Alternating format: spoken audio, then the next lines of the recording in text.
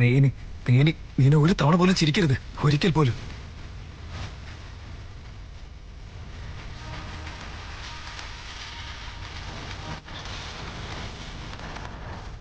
നിന്റെ ഫോട്ടോ ഞാൻ നശിപ്പിച്ച് കളഞ്ഞു. പക്ഷെ എന്റെ മനസ്സിൽ നിന്റെ ഓർമ്മകൾ അവശേഷിക്കല്ലേ? അത് ഞാൻ എങ്ങനെ ഇല്ലാതാക്കാം? എന്റെ ഹൃദയത്തിൽ നിന്ന് നിന്റെ പേര് ഞാൻ എങ്ങനെ എടുത്ത് കളയുന്ന? വന്നു എന്റെ ജീവിതത്തിലേക്ക് നീ വന്നു. ചതിയുടെ പ്രണയമാണ് നിന്റേത്. പക്ഷെ എന്റേത് ചതിയുടെ പ്രണയമല്ലടി, എന്റേത് സത്യമായ പ്രണയമാ.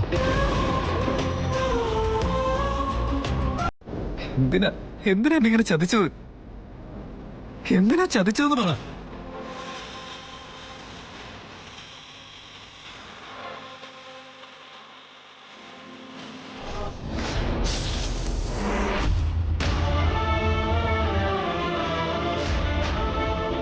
ഇനി മുതൽ ഞാനും നീയും തമ്മിൽ യാതൊരു ബന്ധവും ഉണ്ടായിരിക്കില്ല. നീ ഇപ്പോ എന്റെ മനസ്സിൽ നിന്നും മരിച്ചുപോയി. ഇന്ന് മുതൽ നീ ആരോ, ഞാൻ മറ്റാരോ.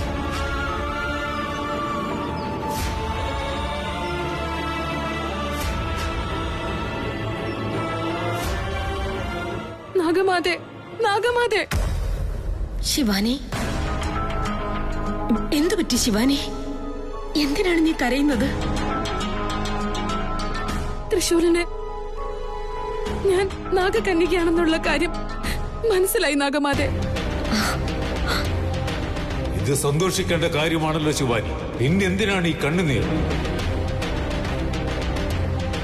ഇത് സന്തോഷിക്കേണ്ട കാര്യമല്ല സ്വാമിജി.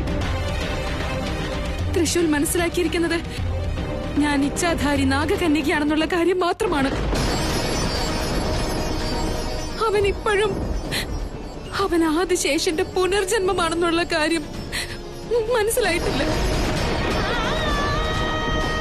ഞാൻ നാഗകന്യകയാണെന്ന് മനസ്സിലായ നിമിഷം നമ്മൾ തമ്മിൽ ഇനി ഒരു ബന്ധവുമില്ല. നമ്മൾ ഭാര്യയും ഭർത്താവും അല്ല. ഇനി നമ്മൾ ഒരിക്കലും പരസ്പരം കാണുകയോ സംസാരിക്കുകയോ ഇല്ലെന്ന് പറഞ്ഞ് അവിടെ നിന്നും പോയി. ഇനി ഒരിക്കലും എനിക്ക് എന്റെ ആദിശേഷനൊപ്പം നിൽക്കാനാവില്ല. ഏതൊരു സത്യം ഞങ്ങളെ തമ്മിൽ ഒരുമിപ്പിക്കുമെന്ന് ഞാൻ കരുതിയോ, അതേ സത്യം തന്നെ ഞങ്ങളെ തമ്മിൽ അകച്ചിരിക്കുകയാണ്.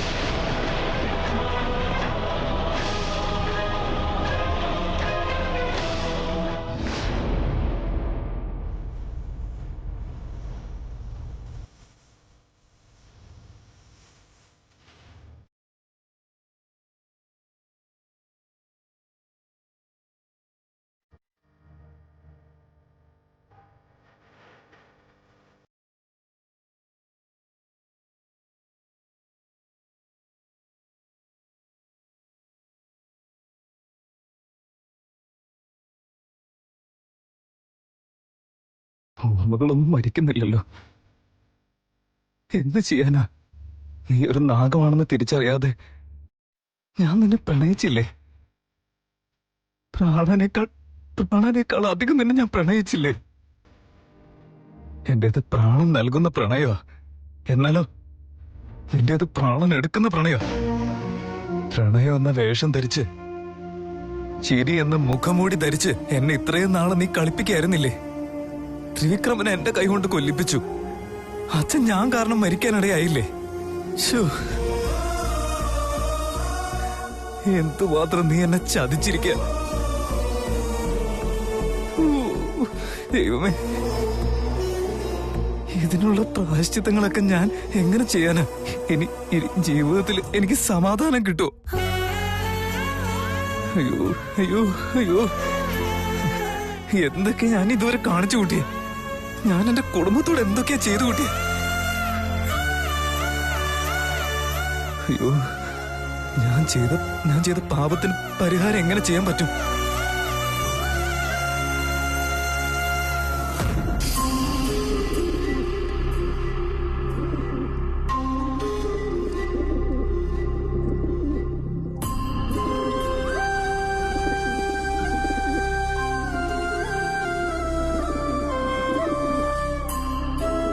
വന്നു നീ. എന്റെ വിഷമം കേൾക്കാനായിട്ട് ആരുമില്ലാന്ന് വിചാരിച്ചിരിക്കായിരുന്നു ഞാൻ. നീ വന്നല്ലോ. നിനക്ക് സംസാരിക്കാൻ കഴിയില്ല എന്നുണ്ടെങ്കിലും കേൾക്കാൻ കഴിയുമല്ലോ. എനിക്കത് മതി.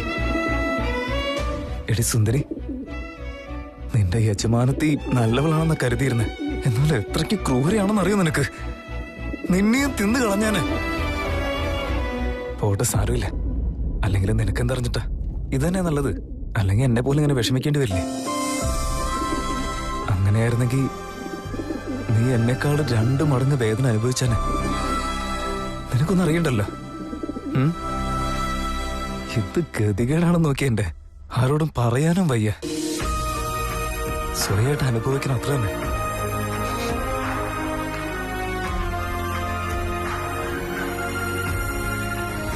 നാഗമാതെ, തൃശ്ശൂരിനെ ഇവിടേക്ക് എത്തിക്കാൻ എനിക്ക് എന്തെങ്കിലും ഒരു മാർഗം പറഞ്ഞു തന്നാലും. ശിവാനി, സാധ്യമല്ല. നാഗരൂപിയായ ആദിശേഷൻ ഇങ്ങോട്ട് വരുവാൻ അവകാശമുണ്ട്. എന്നാൽ മനുഷ്യരൂപി തൃശ്ശൂലിന് ഒരവകാശവുമില്ല എന്ന കാര്യം ഞാൻ പറഞ്ഞിരുന്നതല്ലേ? ശിവാനി, ഇനി അങ്ങോട്ട് നാഗലോകം നിനക്ക് നിഷിദ്ധമായിരിക്കുന്നതാണ്.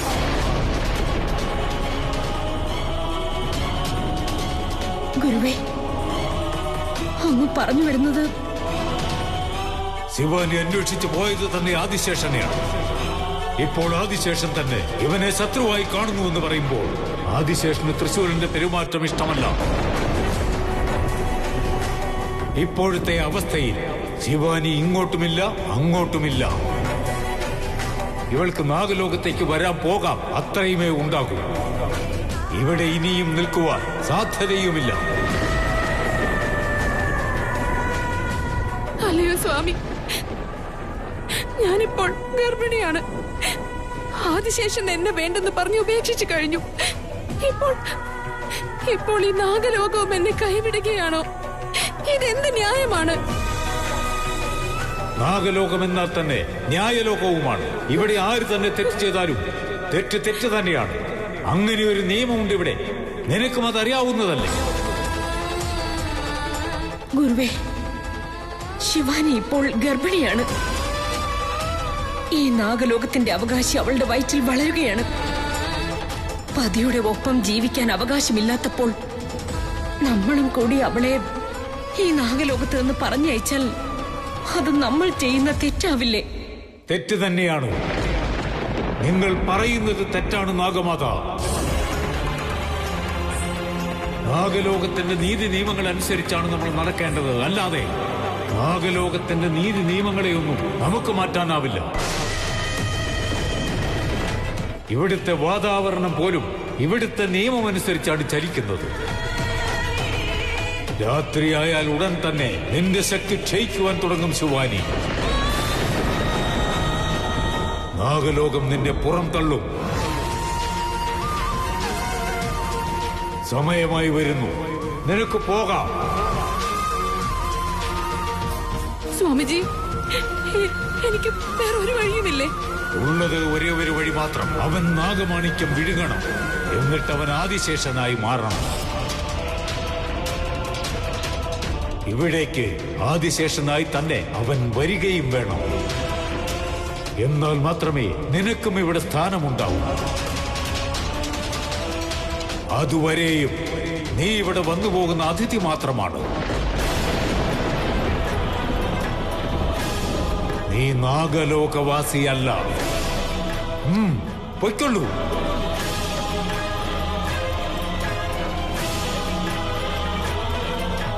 ഗുരുക്കളെ, ഇപ്പോൾ അവൾക്ക് പതിയുടെ കൂടെ നിൽക്കാൻ സാധിക്കുകയില്ല. ഇവിടെയും നിൽക്കാൻ പറ്റിയില്ലെങ്കിൽ അനിവാര്യമാണ്. മറ്റു മാർഗമില്ല. നിനക്കിനിയും പോകാം ശിവാനി.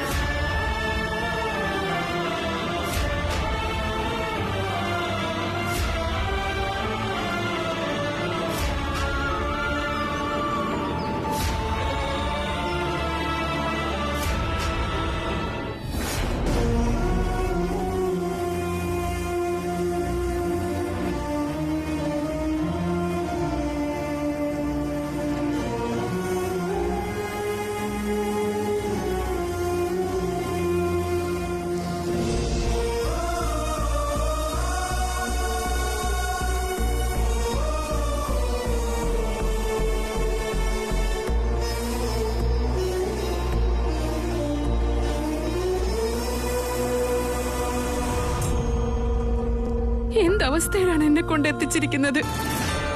എന്റെ ലോകത്തുള്ളവർക്ക് എന്നെ വേണ്ട, അവരെന്നെ പറഞ്ഞയച്ചു. എന്റെ പ്രാണനുള്ള ലോകത്തിൽ അവന്റെ കൂടെ കഴിയാമെന്ന് വെച്ചാൽ അതിന് എനിക്ക് കഴിയില്ല. എന്ന് വെച്ചാ എന്താ അതിനർത്ഥം? മതി, നശിച്ച ഈ ജന്മം എനിക്ക് മതിയായി. മറ്റൊരു വഴിയുമില്ലാത്തത് കൊണ്ട് ഈ നശിച്ച ജന്മം അങ്ങ് അവസാനിപ്പിക്കാമെന്ന് വെച്ചാ അതിനും പറ്റില്ലല്ലോ. എന്റെ വയറ്റിൽ വളരുന്ന ഈ കുഞ്ഞിനെയും വെച്ച് ഞാൻ എങ്ങനെ എന്റെ പ്രാണൻ അവസാനിപ്പിക്കും? ഞാൻ എന്താ ചെയ്യേണ്ടത് മഹാദേവ? എന്റെ ഈ ജീവിതത്തിന് അർത്ഥം എന്താണ്? ഇങ്ങനെയൊരു പാപികളുടെ ലോകത്തേക്ക് ഞാൻ ഈ കുഞ്ഞിനെ എങ്ങനെ പ്രസവിക്കും? ഉത്തരം തരൂ, എനിക്ക് ഉത്തരം തരൂ മഹാദേവ. ഞാൻ എന്താ ചെയ്യേണ്ടത്? മുന്നോട്ടുള്ള എന്റെ ജീവിതത്തിന്റെ അർത്ഥം എന്താണെന്ന് എനിക്കൊന്ന് പറഞ്ഞു തരൂ.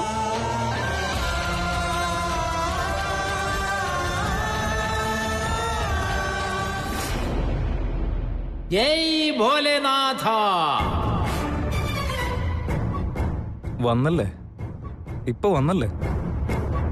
എനിക്ക് ആവശ്യമുണ്ടായിരുന്ന സമയത്തൊന്നും വന്നില്ല, എന്നിട്ട് ഇപ്പൊ വന്നിരിക്കുക. എനിക്ക് എല്ലാ സത്യങ്ങളും ഇപ്പൊ മനസ്സിലായി. സ്വാമിജി, അന്ന് തന്നെ എന്നോട് എല്ലാ സത്യങ്ങളും അങ്ങ് ഡയറക്റ്റ് ആയിട്ട് തുറന്ന് പറഞ്ഞിരുന്നെങ്കിൽ ഞാൻ കാരണം അത്രമാത്രം തെറ്റുകൾ ഒരിക്കലും സംഭവിക്കില്ലായിരുന്നു.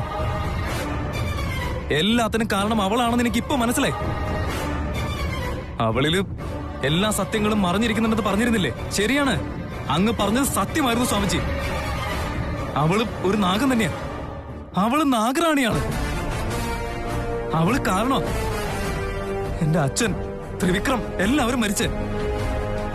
ഞങ്ങളുടെ വീട്ടിലെ സന്തോഷം എല്ലാം അവൾ നശിപ്പിച്ചു കളഞ്ഞില്ലേ? എല്ലാത്തിനും കാരണം ആ പാമ്പിന്റെ രൂപത്തിലുള്ള ആ പാമ്പി തന്നെയാ. അവളെ എന്റെ ജീവിതത്തിൽ നിന്ന് ഞാൻ എന്നേക്കുമായി അകറ്റി. അതുകൊണ്ട് ഇപ്പൊ എനിക്ക് സമാധാനം കിട്ടിയിരിക്കാം. നീ അങ്ങനെ കരുതിയിരിക്കുന്നു, എന്നാൽ അത് സത്യമല്ല. അവളുടെ വയറ്റിൽ പാമ്പിനെ കാണുന്നത് വരെ അവളാണ് ശരിയെന്ന് ഞാൻ കരുതിയിരുന്നേ. ഈ പ്രശ്നങ്ങളിലൊക്കെ ഞാനൊക്കെ നേരിക്കൊണ്ടിരിക്കുന്നു. അതിൽ നിന്നൊക്കെ ഒരു പരിഹാരം കിട്ടാൻ വേണ്ടിട്ടാ ഞാൻ അങ്ങനെ അടുത്തേക്ക് വന്നത്. മൂടാ, ഞാൻ നിന്റെ മുൻപിൽ വരാത്തത് തന്നെ നീ ആ സത്യം കാണട്ടെ എന്ന് കരുതിയാണ്.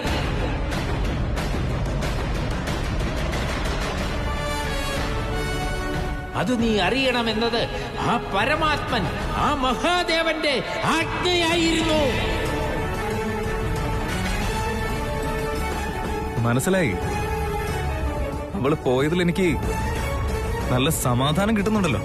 എനിക്കത് മാത്രം മതി. മൂടാ, അവളെ പറഞ്ഞയച്ചത് നിനക്ക് സമാധാനം, അവൾ ദൂരേക്ക് പോയത് നിനക്ക് തൃപ്തിയാണോ?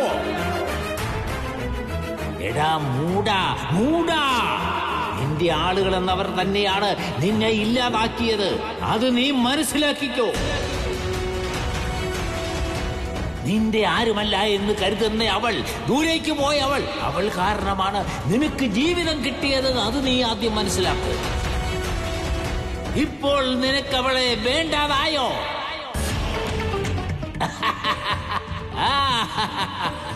ഭോലേനാഥ, ഈ മൂടന്റെ തലയിലേക്ക് ബോധം എന്നത് ഒരൽപ്പം കയറ്റിയാലും. എന്തോറ്റി സ്വാമിജി, അവൾക്ക് വേണ്ടി സംസാരിക്കുന്നുണ്ടല്ലോ. അവളെ ഞാൻ എന്റെ മനസ്സിൽ നിന്നും എന്റെ വീട്ടിൽ നിന്നും ജീവിതത്തിൽ നിന്നും ദൂരെ അകറ്റിയിരിക്കുക. ഇനി ഒരിക്കൽ കൂടി അവൾ എന്റെ മുന്നിൽ വന്ന് കയറിയാലുണ്ടല്ലോ, അവളുടെ മരണം എന്റെ കൈ കൊണ്ടായിരിക്കും.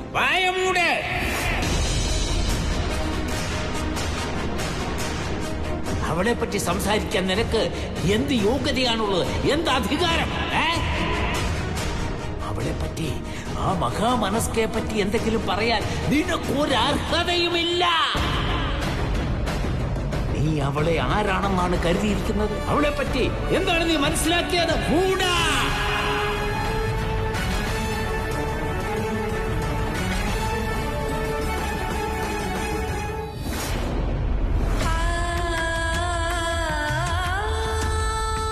എന്തെല്ലാം കഷ്ടതകളെ അതിജീവിച്ചാണ് നിനക്ക് വേണ്ടി ഞാൻ ഈ ലോകത്തേക്ക് വന്നത്.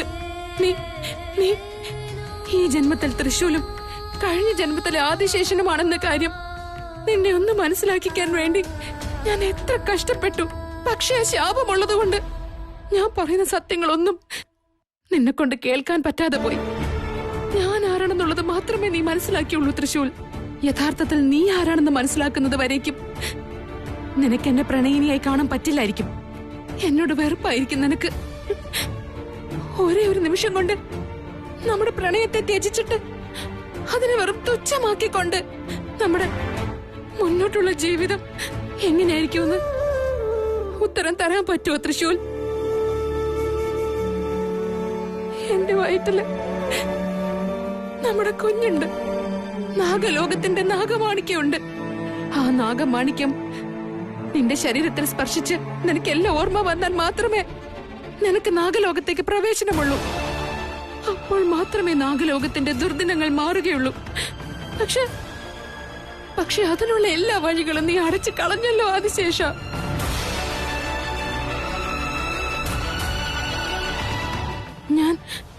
ഞാൻ ആത്മഹത്യ ചെയ്താൽ എല്ലാം ശരിയായിക്കോളൂ. അപ്പോൾ നിനക്കെല്ലാം ഓർമ്മ വരുമോ?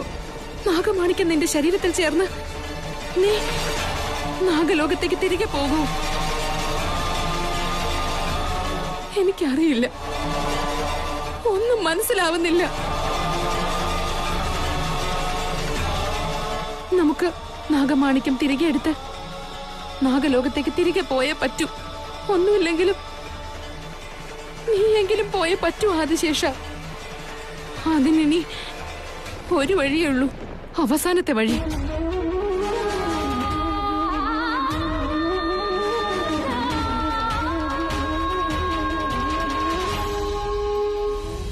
എന്തൊരു സ്വാമിജി, നിങ്ങൾ അവൾക്ക് വേണ്ടി കിടന്ന് വാദിക്കുന്നുണ്ടല്ലോ. അവളുടെ ഘോര വിഷം കാരണം. കാര്യം മനസ്സിലാക്കാതെ സംസാരിക്കുന്ന വാക്ക് വിഷാദത്തിന് കാരണമാകും. ആരെ പറ്റിയാണ് സംസാരിക്കുന്നത്? നിനക്ക് അവളുടെ ത്യാഗത്തെ പറ്റി അറിയാമോ? അവളുടെ പ്രണയത്തെ പറ്റി, അവളുടെ ശക്തിയെ പറ്റി അറിയാമോ? ദൈവാംശ സംഭൂതയാണവൾ, ദേവകന്യകയാണവൾ.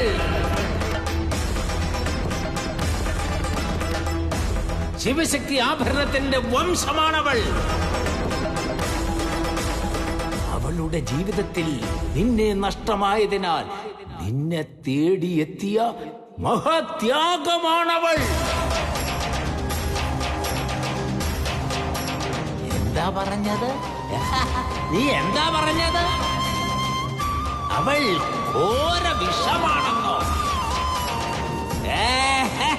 അവൾ വിഷപ്രയോഗം നടത്തിയിരുന്നുവെങ്കിൽ നിന്റെ മരണത്തിന് ഒരു നിമിഷം പോലും വേണ്ടായിരുന്നു. അവളുടെ ശക്തി, അവളിലുള്ള സ്നേഹത്തിനെ പറ്റി നിങ്ങളെ ചുട്ടു ഭസ്മമാക്കി കളയാനും ക്ഷണം പോലും വേണ്ടായിരുന്നു. എന്നിട്ടും അവൾ നിന്റെ കൂടെ തന്നെ ഉണ്ടായിരുന്നുവെങ്കിൽ അതെന്തിനാണെന്ന് അറിയാമോ? പ്രണയം.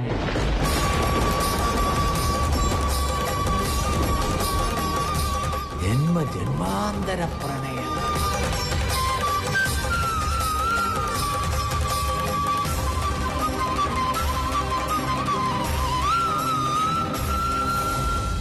നിന്റെ കൂടെ നിന്ന് മരിച്ചവർ നിന്റെ ശത്രുക്കളാണ്.